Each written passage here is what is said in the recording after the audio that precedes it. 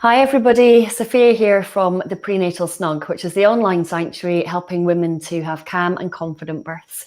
And I'm over the moon to be joined today by Eileen, who is the fairy sleep mother. Hello. Hi, how you doing? I'm fabulous, thank you. And I'm so much happier to be talking to you because I know that you are the answer to prayers all over the world when it comes to these crying babies and the sleepless nights. So, Eileen, thank you for being here. And I have lots and lots of great questions, particularly because obviously I work with a lot of pregnant women.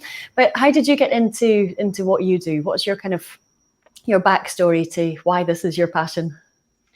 So, really, I was suffering what families who come to me for help with, and that's what's kind of led me here. So, I've got 4-year-old twin boys, and they didn't sleep. So, we ended up reaching out for independent support and advice from a sleep specialist, and it totally changed our lives. We went from being um, feeling like we had no confidence, feeling like we had tried everything, that nothing was working.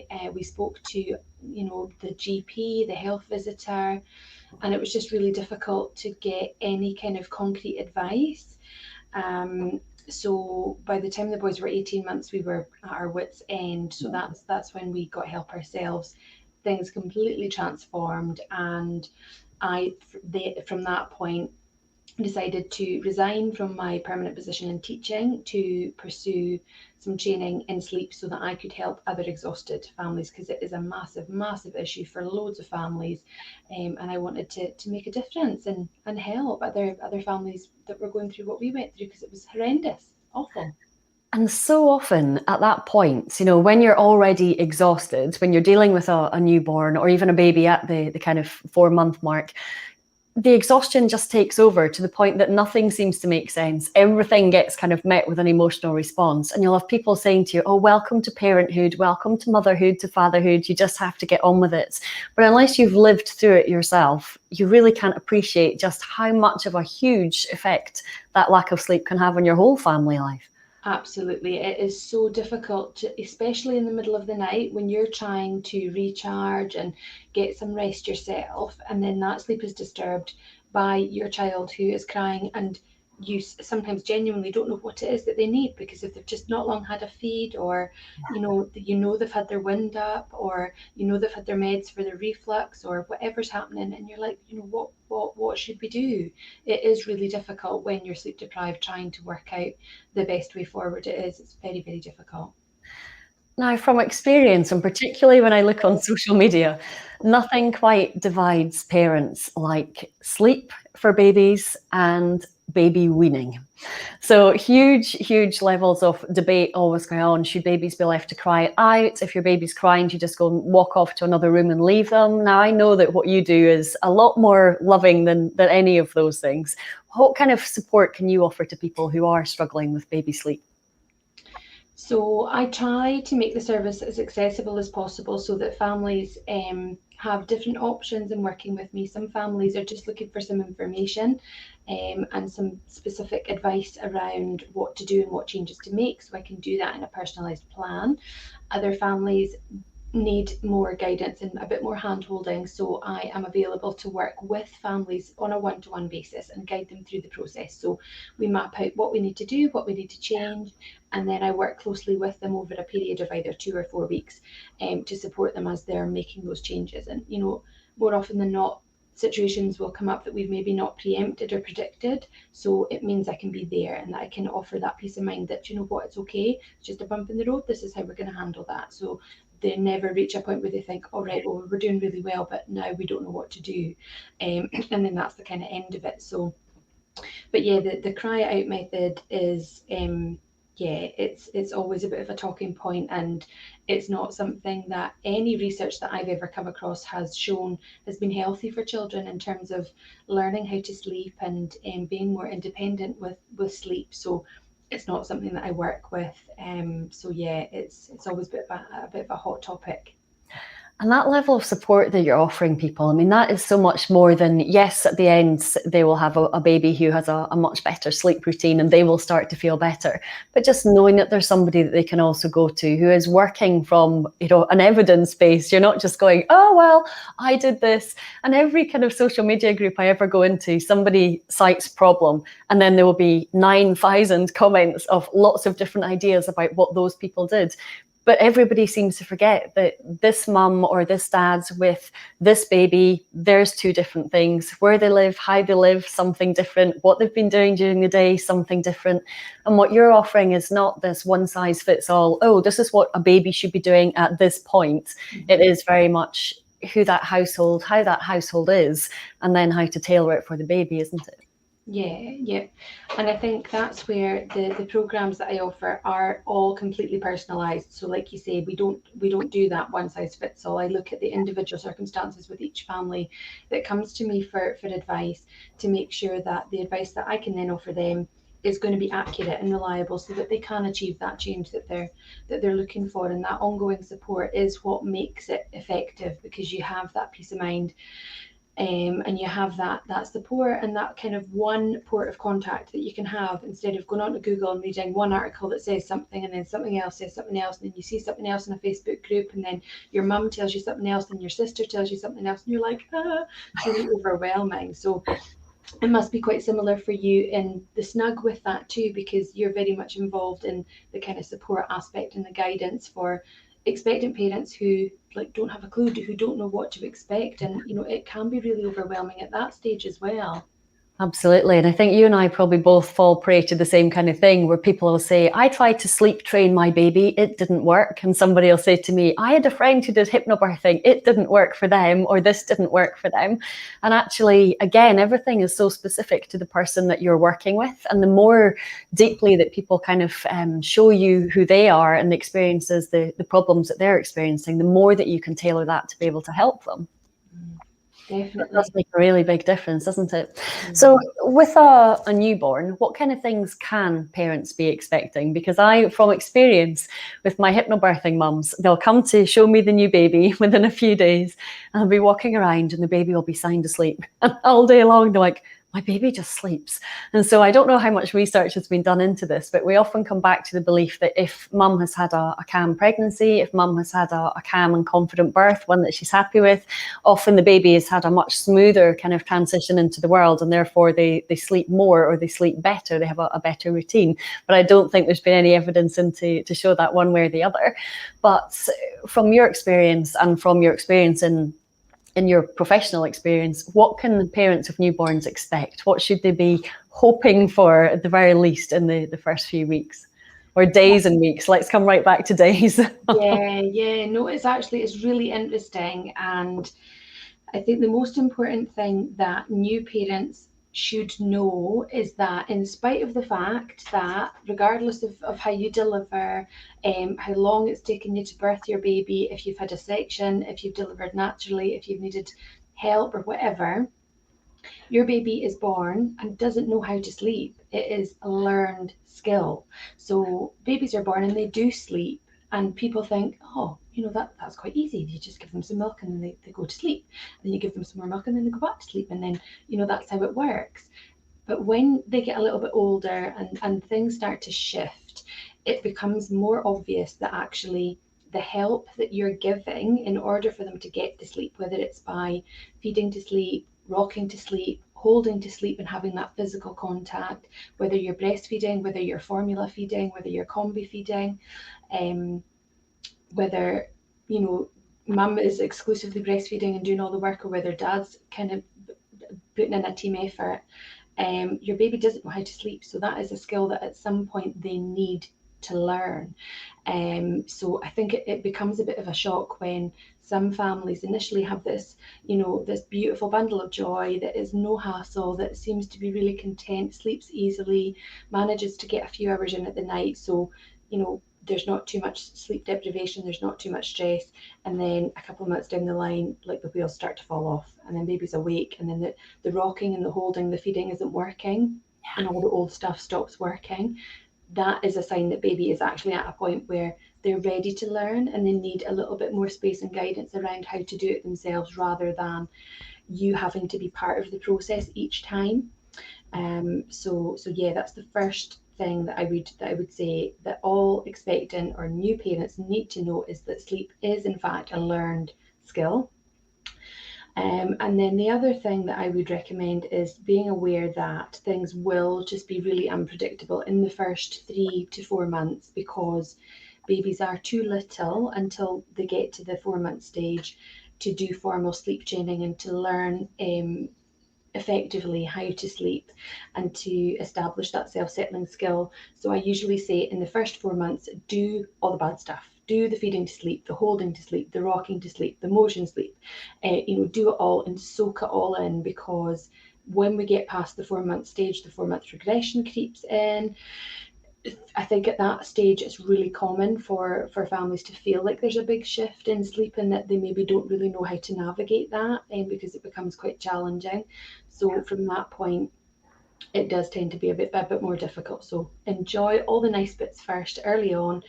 Things are quite unpredictable, so just let them sleep and just follow their lead, and then from about 4 months look to be a bit more informed about what their sleep needs look like and how to optimize those.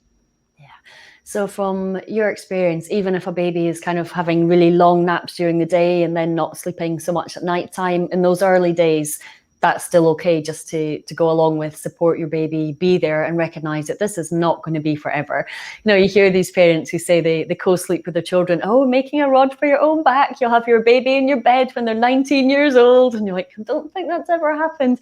But I have recently seen parents come back and say, my 15-year-old son got dumped by his girlfriend last week, and he came and he curled up next to me in bed and he could talk to me because he felt that they had that bond and that closeness to be able to do it. And that's a very beautiful thing.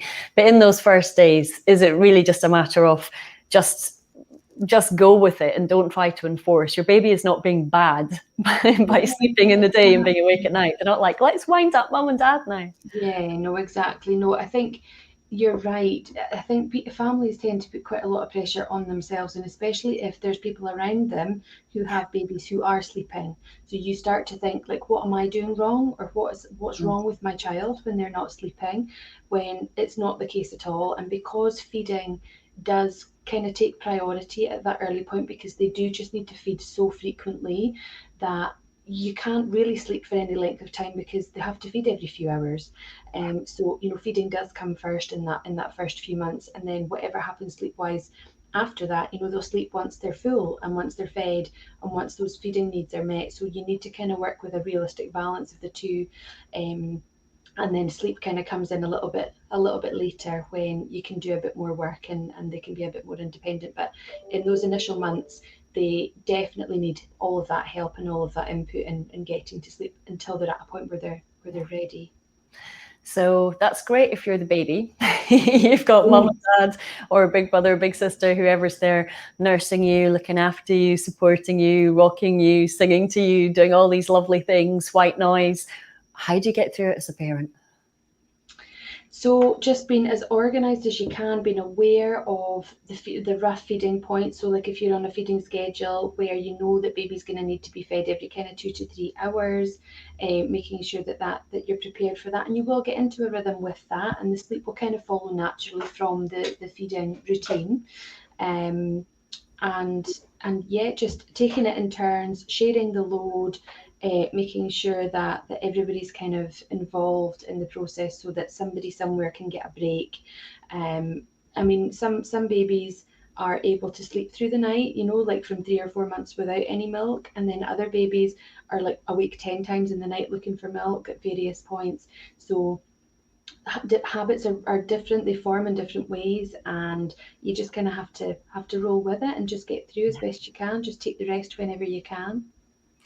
And I know when I was teaching in-person baby massage classes and mum and baby yoga, I would have parents come to me whose babies had been great sleepers, and then they would hit that kind of 4-month sleep regression, and they'd be like, I don't know who this baby is. Like, they're just starting to act completely differently, and mum would just be so exhausted. But one of them who had consistently introduced baby massage as part of the routine.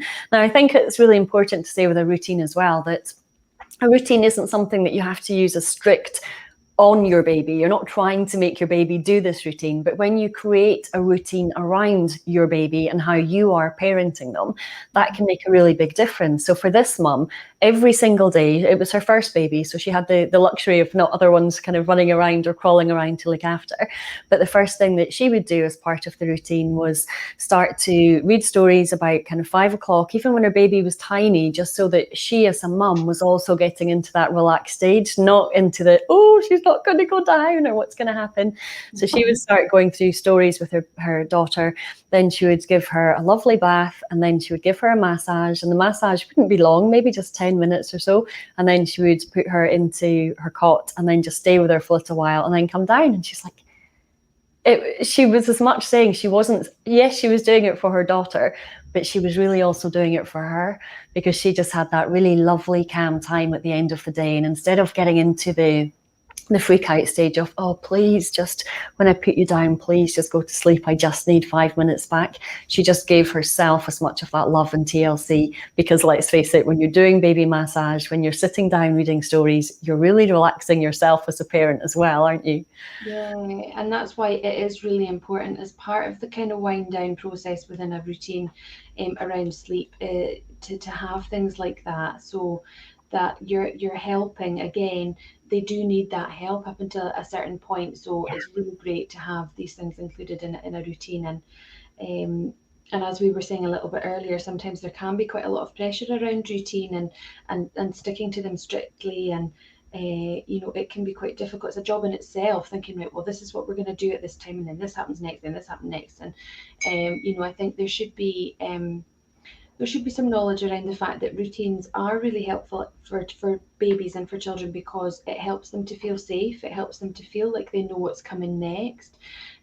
So ahead of sleep, it does help to calm them down and to chill them out and to wind them down, so that they know, right, the next step after the massage and after the story, like we go into bed, we go into our cot, and then that's it, so that they're familiar with that and they know that's the process. So yeah. I guess the funny thing there as well is that from experience, most of the women that I work with, they tend to have, if they are in employment, they tend to stay in employment almost right up until they need to leave to have their baby. Mm-hmm. So their baby, when their baby is still within the womb, is already in quite a routine. Mum's getting up roughly the same time of day. The length of journey to work is probably roughly the same.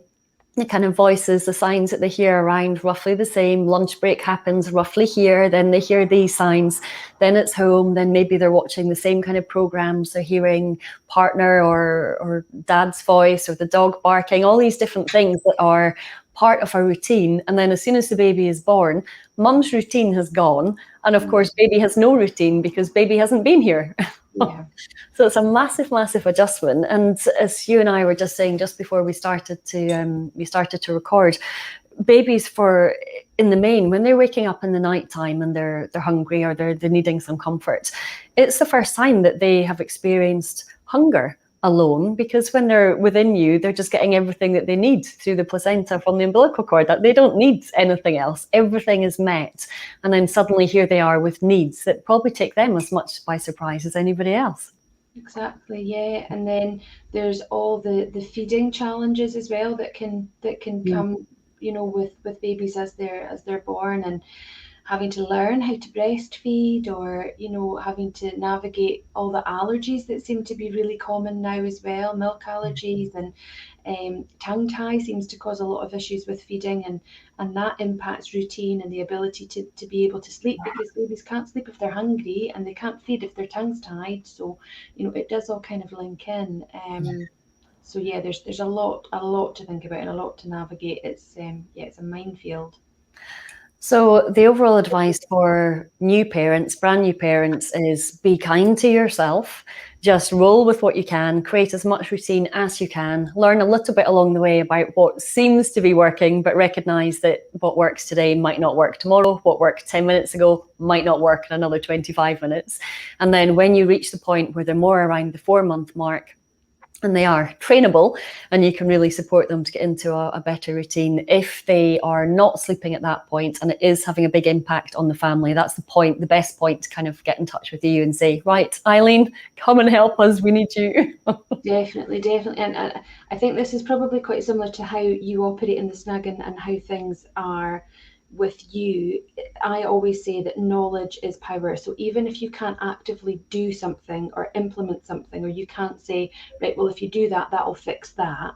Yeah. But you can go, well, actually, this is what they need right now. Like, this is some information around what the realistic expectation is for sleep at this stage. You know, that yes, they're not 4 months yet, but here's some guidance around, you know, how to navigate avoiding motion sleep all the time, or how to use a stepping stone method, so that, yeah, we're not officially sleep training, but there is some work that you can do ahead of, you know, being more formally sleep training. So just helping parents to feel confident that they know what's coming and they know what to expect, because that will help them to feel like, right, well, do you know what, they're not sleeping all night, and we know that they weren't going to sleep all night, so that's okay. We're not going to punish ourselves now because we knew that that was going to happen. So it must be the same on the pregnancy journey as well. And I think, I feel, even though I've got my boys, my third is due in November, and I feel like that now. I feel like it's happening to me for the first time, and I'm like, oh my god, I've got to think about delivery, and when I get bigger, and everything that's happening to my body, and there's so much to think about. So I want to be as informed as I can. I want all the information. I want to be prepared. I want to be ready. I want to be informed, so that if and when that kind of sleep deprived stage does come, where you're up several times in the night, your sleep's disrupted with feeding, that I can be like, right, you know, that's all right. I'm going to do that. Or I knew that was going to happen. That's okay. I can deal with that.